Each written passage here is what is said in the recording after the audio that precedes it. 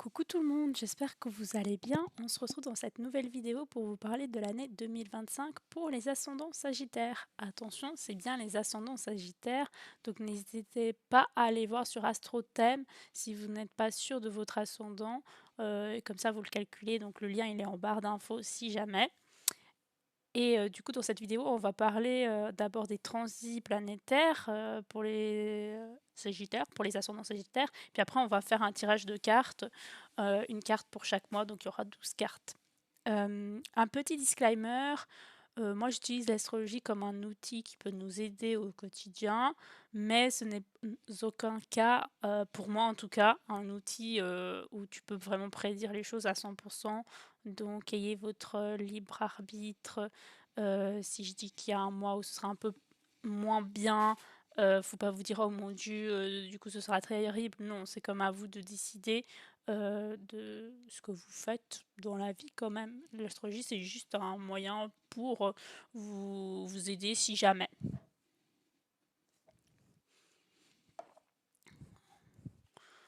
Du coup, bah, c'est parti.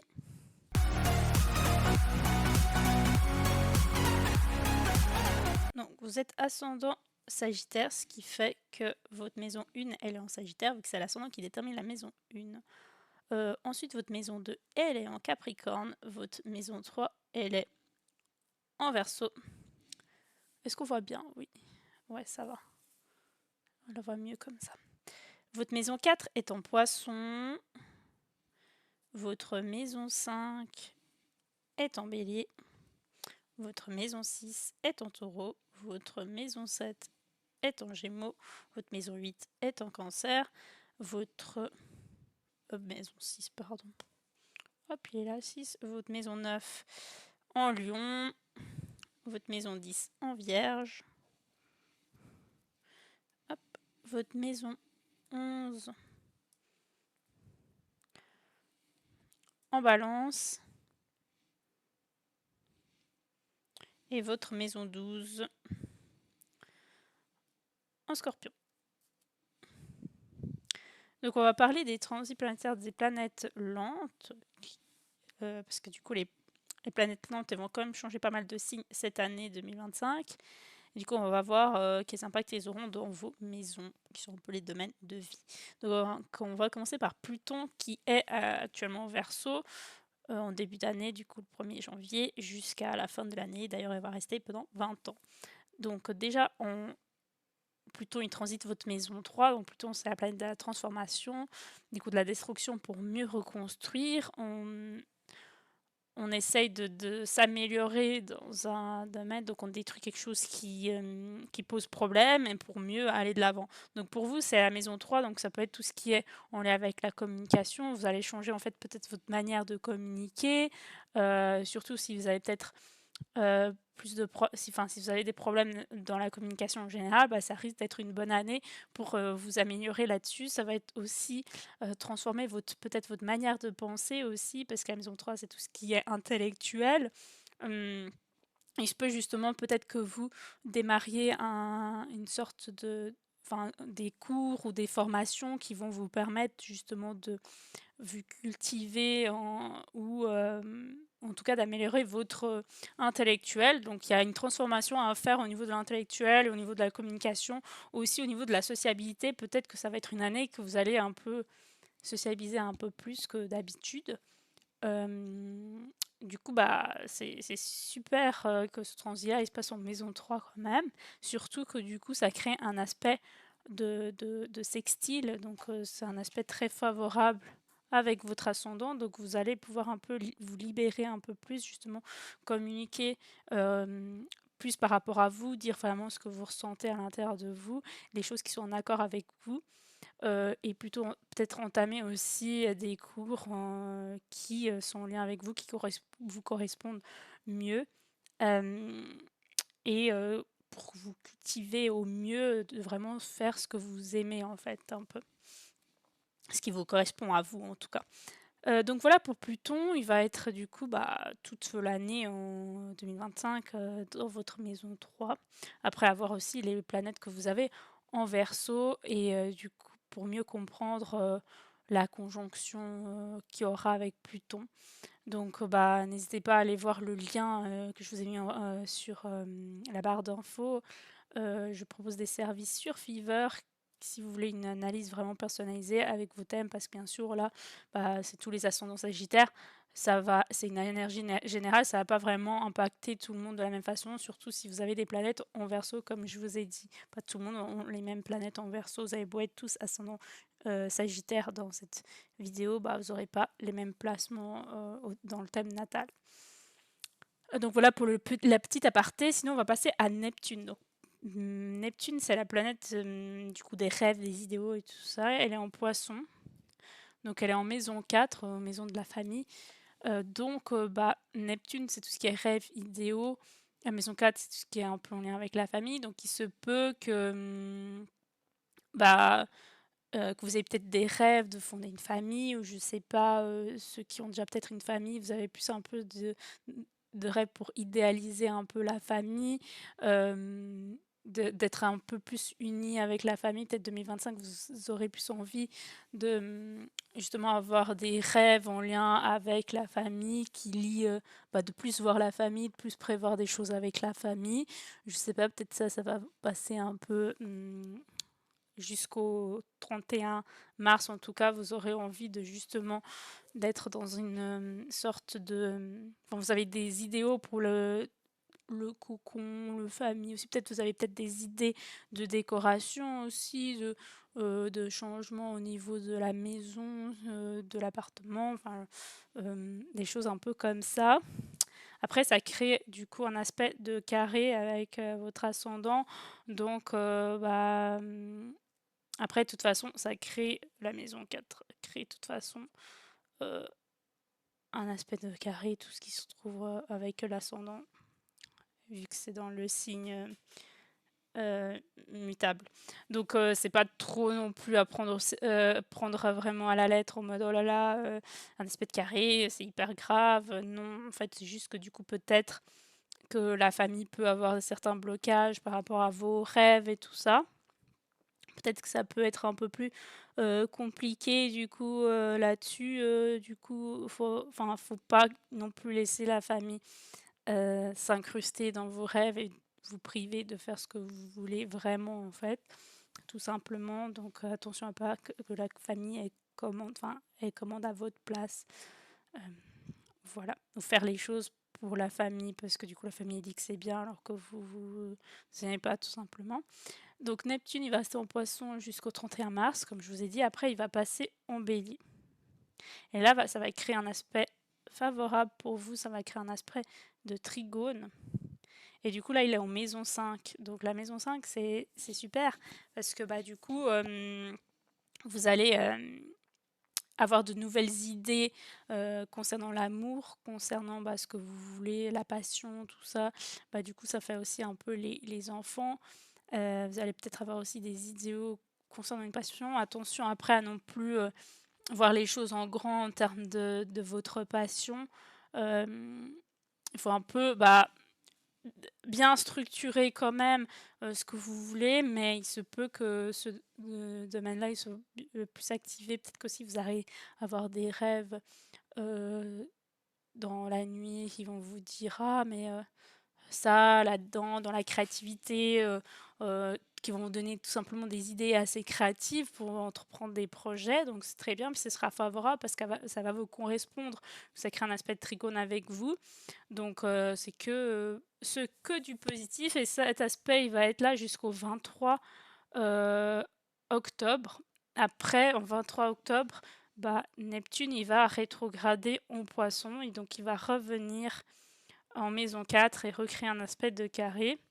Ce qui fait que là, vous pouvez en fait avoir une sorte de retour en mode ok, vous avez prévu certains rêves, certaines passions, mais est-ce que vous les avez structurés avant de passer à l'action? Il faut quand même un peu structurer la démarche, les mettre en place et tout ça. Donc là, vous avez le temps de revenir pour rattraper ce que vous n'avez pas forcément fait correctement. En fait, c'est comme si vous avez une seconde chance pour vous améliorer et éviter de commettre des erreurs que vous avez peut-être commis en ayant trop vite, comme peut le faire des fois le bélier. Donc là, du 23 octobre jusqu'à la fin de l'année, il faut remettre en place à nouveau vos rêves, les structurer et tout ça, pour pouvoir après les rendre réels par la suite. Uranus, donc pour Uranus, il se trouve en Taureau, donc c'est votre maison 6. Et Uranus, c'est le changement. Donc depuis le début de l'année, même un peu déjà en 2024, vous avez une sorte d'envie de changer votre routine. Ça va créer un aspect de quinconce.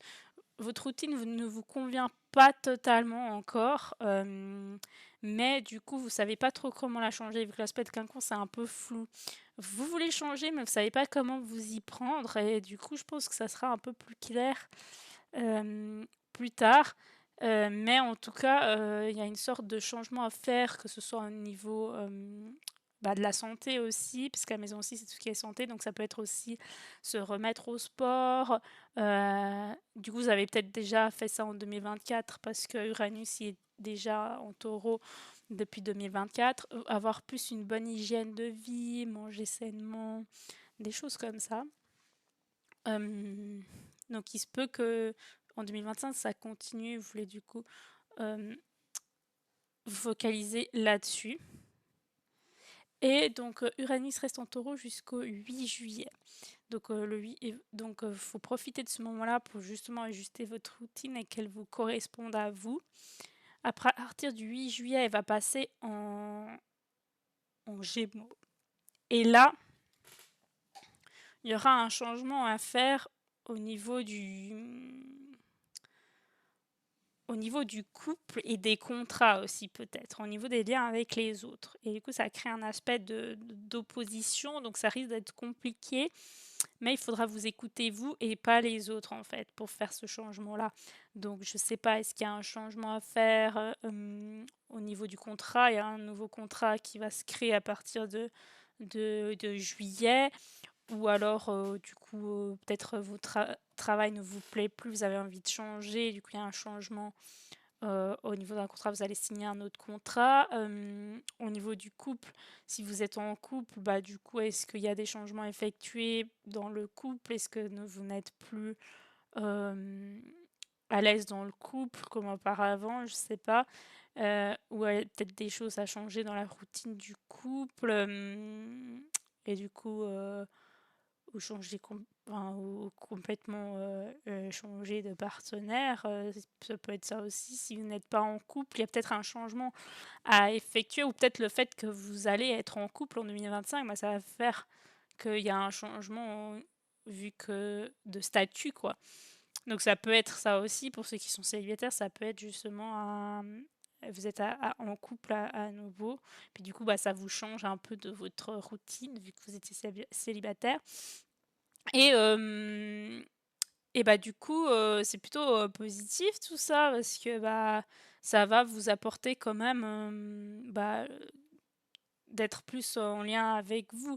Au début, ce sera peut-être compliqué de faire ce changement-là, vous avez peur parce qu'il y a quand même une opposition. Vous faites plutôt passer les autres avant vous. Du coup, il faut faire attention justement à se faire passer soit avant les autres pour que ce changement ne soit pas aussi compliqué à faire que vous le vouliez. Donc après, justement, vu que Uranus, il revient en Taureau à partir du 9 novembre, peut-être que du coup, vous n'avez pas réussi à faire ce changement totalement. Vous êtes plutôt concentré sur le changement de routine qu'il faut instaurer.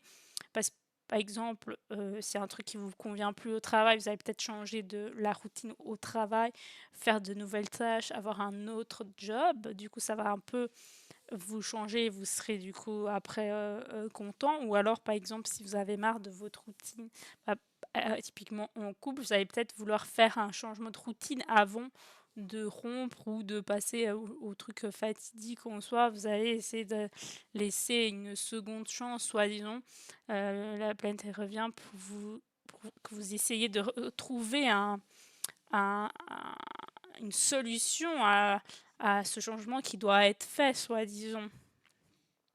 Donc il va rester l'année en taureau, donc du 9 novembre jusqu'au 31 décembre.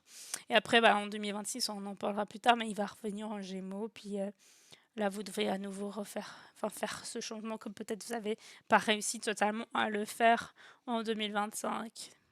Donc voilà pour Uranus. Ensuite pour Saturne. Donc pour Saturne, il est en Poisson. Donc il est avec Neptune, donc ça crée aussi un aspect de carré avec votre ascendant Sagittaire.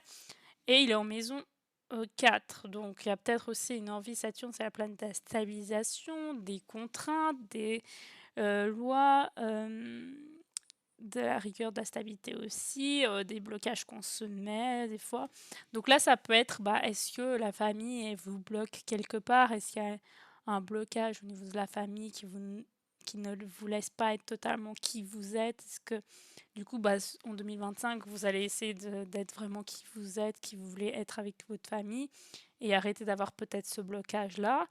Du coup, il y a ce travail à faire là-dessus.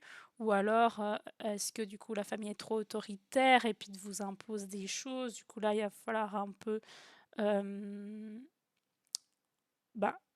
discuter en famille et leur expliquer qu'il y a trop d'autorité et que du coup ça va pas. Il y a quelque chose comme ça à effectuer.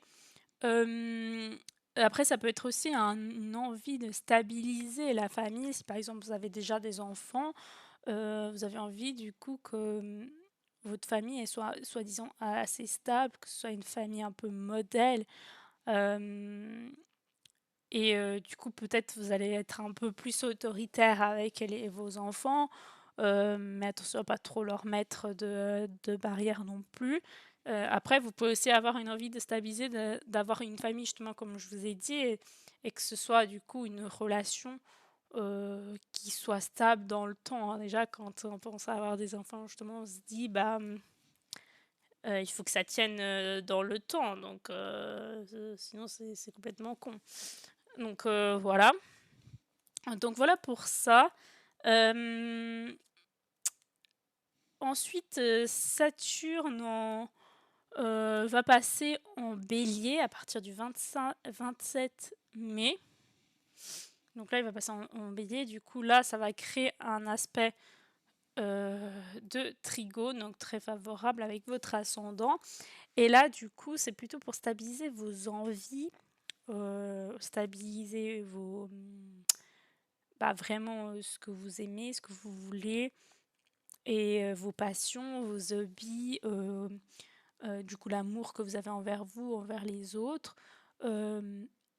Et pas que ce soit justement un truc, un blocage. Il faut pas non plus que vous mettiez du coup des bâtons dans les roues par rapport à votre passion et que vous vous bloquiez là-dessus en fait, en étant peut-être trop exigeant, parce que Saturne c'est aussi une planète qui demande une sacrée exigence, et du coup vous mettez peut-être trop d'exigences pour être dans la perfection, pour faire les choses que vous aimez dans la perfection, mais si c'est pas parfait, vous les faites pas. Du coup, faudrait peut-être les faire, que ce soit moins parfait, mais au moins et sont faites. C'est du concret. Saturne, il veut aussi du concret en fait. Il veut pas du fictif. Donc, il s'agirait du coup de mettre les choses en place pour que ce soit du concret au niveau de vos passions. Et de l'amour que vous portez aussi. Donc c'est plutôt ça et pas vouloir se mettre ce blocage-là. Donc il faut plutôt réfléchir comme ça avec Saturne, je dirais. Donc il sera en bélier jusqu'au 27 mai. Et après, il va aussi rétrograder. Vous voyez, il y a beaucoup de planètes qui changent de signe et après qui reviennent dans leur signe plus tard, en fait, à chaque fois. Et ça veut dire que du coup, c'est la planète, elle vous laisse une sorte de deuxième chance. Parce que du coup, la première fois, vous n'avez peut-être pas réussi totalement à faire ce qu'elle voulait. Mais en fait, la planète, elle veut un truc pour votre bien, soi-disant. Vous n'avez pas totalement réussi par exemple, à stabiliser vos passions. Là, pour le coup, vous n'avez pas vous êtes peut-être plus mis des bâtons dans les roues en étant exigeant. Là, le fait que ça revienne en poisson, donc le 2 novembre, le 2 septembre, pardon,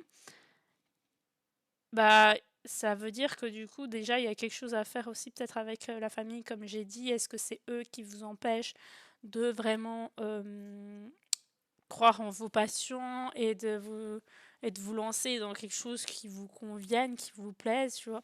En fait, est-ce que c'est ça? Mmh, est-ce que du coup, vous avez peur du regard de votre famille ou du jugement de votre famille? Je sais pas. Du coup, il faut pas, être bloqué là-dessus et du coup, ça va revenir en mode, il faut que vous régliez quelque chose encore avec la famille, en vraiment en étant vous-même avec la famille. Du coup, après ça va se débloquer. Vous pourrez, leur parler un peu plus de ce que vous aimez et qu'ils savent pas forcément que vous avez ces genres d'hobbies ou des choses comme ça. Donc Saturne il va finir l'année donc en Poisson comme j'ai dit, donc ça reviendra un peu comme au début, ce sera la même énergie qu'en début d'année, que du coup à partir du 1 janvier, ce sera la même énergie que du 1 de janvier jusqu'au 27 mai.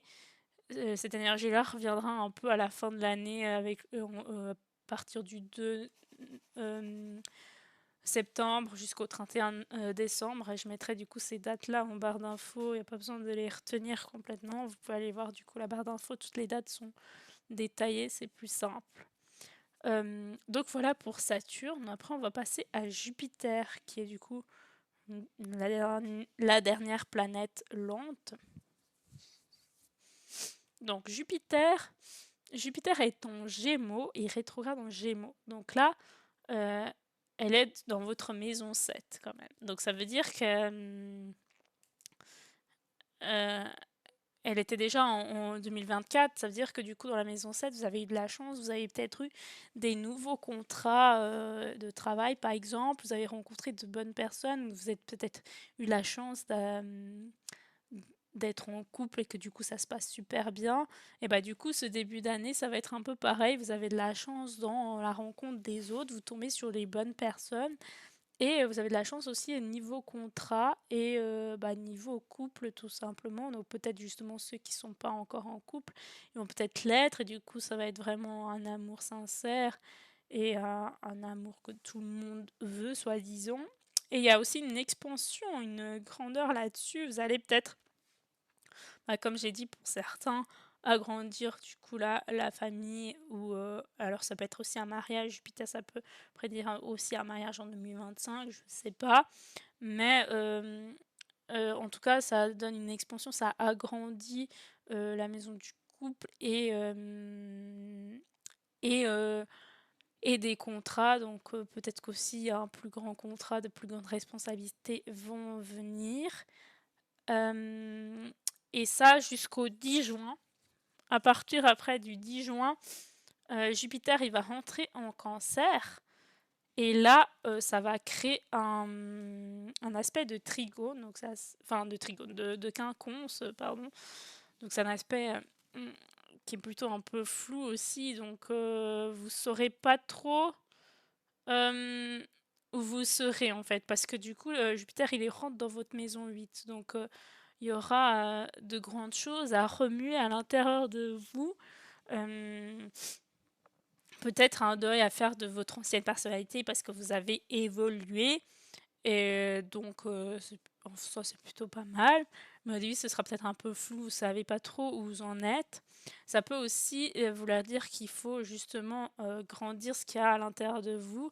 Peut-être justement plus communiquer ce qu'il y a à l'intérieur de vous. Avec Jupiter, vous aurez peut-être plus l'envie de le faire. Il y a une transformation profonde à l'intérieur de vous qui va avoir lieu aussi et qui va vous permettre aussi de réussir aussi justement à être qui vous voulez parce que du coup vous allez creuser au fin fond de vous pour apprendre vraiment plus à vous connaître en fait tout simplement. Euh, et, euh, et du coup vous risquez aussi peut-être d'avoir de la chance. Aussi, il y a peut-être la maison 8, des fois, c'est les héritages. J'ai vu que Jupiter tendance à augmenter. Est-ce que peut-être, bon, après les héritages, c'est pas ouf non plus, mais est-ce qu'il y a un héritage? Vous allez recevoir. En fait, voilà, vous allez juste recevoir. En fait, c'est de l'argent qui vient des autres, pas forcément un héritage. Juste recevoir de l'argent. Je sais pas, peut-être de bourse ou des trucs comme ça. Si vous attendez une bourse, ça veut dire que vous allez avoir la chance, vous allez recevoir de l'argent. Euh, aussi, donc qui vient un peu des autres et pas du travail que vous avez vraiment accompli en soi. Mais du coup, ça peut être pas mal. Si vous avez investi en bourse, peut-être que c'est là, à ce moment-là, que vous allez avoir de l'argent. Après, je dis pas qu'il faut investir en bourse pour avoir de l'argent parce que vous allez tous avoir de l'argent. Non, pas du tout. C'est juste, en fait, c'est de l'argent un peu caché qui vient de je ne sais pas trop d'où. Des fois, la maison 8, ça peut être ça. C'est aussi la maison de la sexualité. Du coup, Jupiter a tendance aussi à peut-être grandir la sexualité, peut-être plus en une envie un peu plus de ça dans cette période-là. Après, vu que si peut-être vous étiez célibataire avant et que maintenant vous êtes en couple en 2025, parce qu'il y a peut-être de fortes chances quand Jupiter passe en maison 7, bah du coup forcément vous allez peut-être plus le faire euh, que si vous étiez célibataire, quoi. Donc voilà pour Jupiter, et il va rester du coup jusqu'à la fin de l'année, à partir du 10 juin jusqu'à la fin de l'année, en Cancer pour vous. Donc du coup, bah voilà pour les transits plus ou moins. Donc vous finissez comme l'année avec un sextile, ok, de carré et de quinconce. Du coup, ça peut être un petit peu flou la fin de l'année, mais vers le milieu, il y a plutôt des aspects assez positifs. Peut-être la fin de l'année, vous ne serez pas trop où vous en êtes, mais en 2026, ça va recréer des aspects favorables parce que du coup, les planètes elles seront plus trop rétrogrades. Donc voilà, on va passer au tirage de cartes.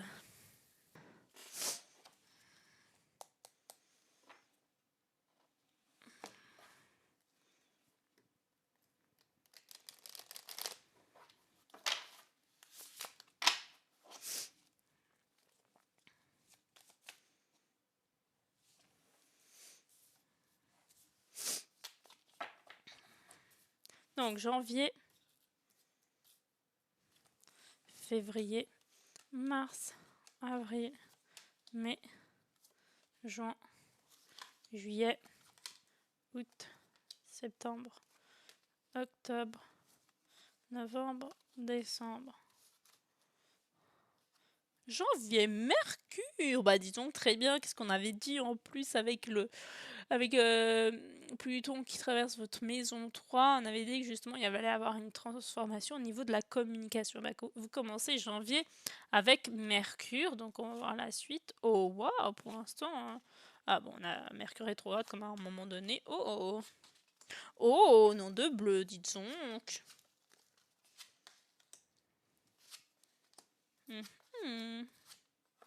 Oh, très très bien, hein, quand même. Comme tirage, vous avez des jolies cartes, hein. Mercure, niveau donc la communication, l'intellectuel, vous allez peut-être faire un nouveau cours, vous allez justement être plus dans la communication, dans l'intellectuel, dans le partage avec les autres, beaucoup de sociabilité aussi. Donc on commence l'année de janvier avec peut-être aussi une nouvelle résolution, mieux communiquer peut-être pour vous, donc c'est plutôt pas mal. Février avec Mars, vous serez donc le mois de janvier, vous êtes dans l'intellectuel, donc peut-être aussi vous planifiez certaines choses, et février vous passez à l'action. Donc c'est un très joli duo. D'abord on réfléchit et après on passe à l'action. Et c'est pour ça qu'en mars vous réussissez la réussite, la joie, la bonne humeur, le positif, drôle. Euh, euh, les gens, ils vous apprécieront parce que du coup, vous avez réfléchi, vous avez entrepris des choses pour faire ce que vous vouliez. Et en mars, vous êtes content, vous récoltez la réussite et tout ça. Le Sagittaire, il était très positif, très joyeux, très drôle. Donc mars, c'est très bien. Avril, ça risque d'être un peu compliqué parce que peut-être vous avez été un peu trop dans l'excès.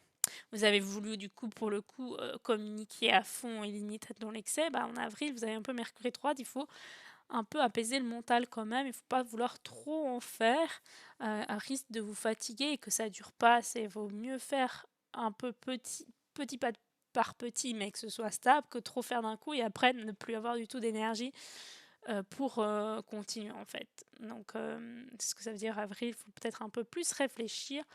Mais Junon, ça veut dire nouveau contrat, mariage, union en tout cas. Il y a un lien avec, du coup, que ce soit un contrat de travail, c'est un lien, c'est un truc signé, que ce soit un mariage, c'est un truc signé, en tout cas un truc un peu signé officiel avec que ce soit une entreprise ou une personne. Mais juin balance encore dans l'amour, on est dans l'amour, dans l'harmonie. Donc peut-être que justement pour ceux qui sont célibataires, là vous allez faire une rencontre d'une personne qui sera incroyable, et du coup vous êtes en mode là, mais coup de cœur, coup de foudre, et limite vous voulez la marier tout de suite, hein, j'en sais rien. Et en juin vous allez être encore dans cet même état d'esprit d'amour, de bienveillance, d'équilibre, peut-être de contrat aussi, hein, dans la même vibe un peu. Juillet, on est avec la maison 9, vous êtes connecté à la spiritualité, au voyage, donc peut-être que justement, est-ce que c'est une personne qui est assez spirituelle, que vous allez rencontrer, ou alors c'est une personne avec qui vous voulez voyager justement. Il y a quelque chose un peu comme ça, vous avez envie un peu de parcourir le monde avec cette personne-là. Il se peut que vous ayez peut-être des conversations assez philosophiques ou en lien avec peut-être les religions, l'astrologie aussi, tout ce qui est un peu spirituel et un peu peut-être au-delà. En août, Uranus rétrograde. Uranus rétrograde, ça veut dire qu'il y a quand même un imprévu qui va se passer. Il y a quelque chose qu'il faut changer, mais vous avez peut-être un peu du mal à changer ça. Du coup, il y aura l'imprévu qui va arriver dans votre vie pour justement faire en sorte que ça change, ou quelque chose que vous avez prévu pour août qui ne va pas avoir lieu finalement parce qu'il y a un imprévu, un changement, je ne sais pas. Août, septembre. Septembre avec la maison 11. Du coup, la maison 11, c'est la maison de la sociabilité, de la société, des amis aussi. Vous allez peut-être vous faire de nouveaux amis, vous allez être plus dans la sociabilité. Vous avez envie justement de faire de nouvelles connaissances, de nouveaux amis, tout ça. Et du coup, est-ce que... là, j'ai plutôt l'impression que si vous n'êtes pas en couple, ce sera là que vous allez faire une rencontre. Après, est-ce qu'il y a un truc imprévu qui va se passer du coup avec cette personne-là? Et du coup, là, vous avez à nouveau envie de rencontrer d'autres personnes. Parce que là, j'ai l'impression avec la maison 7, on est à nouveau dans le même vibe de contrat, mariage, amour. En fait, vous avez à chaque fois, même avec Vénus, vous avez les 4 cartes du contrat, les seules 4 cartes qu'il y a pour tout ce qui est contrat, mariage, amour, rencontre, clairement, du coup, avec la maison 11 aussi. Donc, septembre, octobre. Donc, en octobre aussi, peut-être qu'il y aura un nouveau contrat encore, si c'était pas le cas, soit une rencontre, de l'amour, un mariage. En tout cas, c'est assez très love, très contrat pour vous l'année 2025 en fait. Et c'est peut-être plus contrat là à ce moment-là, parce que du coup en novembre, avec la maison 2, c'est comme si vous augmentiez vos finances. Il y a de l'argent, en tout cas là-dedans. Il y a un peu plus d'argent. Donc, est-ce que c'est un nouveau poste qui vous paye un peu mieux qu'avant? Je ne sais pas. Est-ce qu'aussi vous allez peut-être déménager? Vous avez acheté un appartement, une maison, je ne sais pas, au mois de novembre. En tout cas, il y a aussi quelque chose avec l'immobilier, les finances au mois de novembre. Et décembre, ça peut être aussi continué avec l'argent. Vénus, ça peut être aussi considéré comme une planète qui parle d'argent aussi, mais aussi d'amour. Donc en décembre, vous êtes dans l'amour vraiment, dans l'équilibre aussi. Peut-être vous aurez à avoir pas mal d'argent en décembre. Hein. Souvent, il y a des gens qui ont le 13e salaire en décembre. Hein. Pas tout le monde, mais peut-être c'est votre cas. Mais en tout cas, ça se termine super bien aussi l'année. En fait, pour vous, l'année, elle est incroyable, hein, à part juste peut-être avril.